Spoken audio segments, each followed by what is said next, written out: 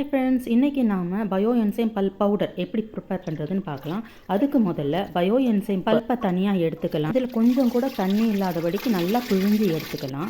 ஏன்னா இதை நம்ம ட்ரை பண்ண போகிறோம். அதில் கொஞ்சம் தண்ணி இருந்ததுன்னா உங்களுக்கு கெட்டு போகிறதுக்கு நிறைய சான்சஸ் இருக்குது. ப்ளஸ் கொசு எல்லாம் அதில் முட்டை வைக்கிறதுக்கும் சான்சஸ் இருக்குது. ஸோ அதனால் நம்மளால் எவ்வளோ புழிய முடியுமோ அவ்வளோ புழிஞ்சு எடுத்துக்கலாம். இந்த ப்ராசஸ் எனக்கு என்னோட சைல்ட்ஹுட்டை ஞாபகப்படுத்துது ஃப்ரெண்ட்ஸ். எப்படின்னா நம்ம அம்மா வடகம் போடுவாங்க இல்லையா, அது எப்படின்னா அவங்க நிறையா ப்ராசஸ் பண்ணி அந்த வடகம் பண்ணுவாங்க. அதே மாதிரி நாமளும் இந்த பவுடர் பண்ணுறதுக்கு நிறைய ப்ராசஸ் பண்ண வேண்டியது இருக்குது. என்னதுன்னா ஃபஸ்ட்டு வடிகட்டுறோம், அப்புறம் வடிகட்டினதை நல்லா புழியிறோம், அப்புறம் அதை சன்லைட்டில் காய வைக்கிறோம்.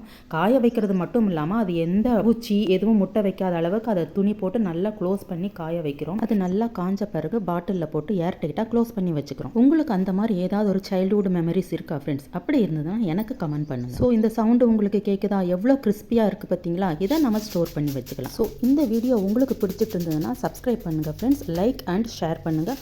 உங்களோட வியூஸை எனக்கு கமெண்ட்டாக போடுங்க ஃப்ரெண்ட்ஸ். தேங்க்யூ.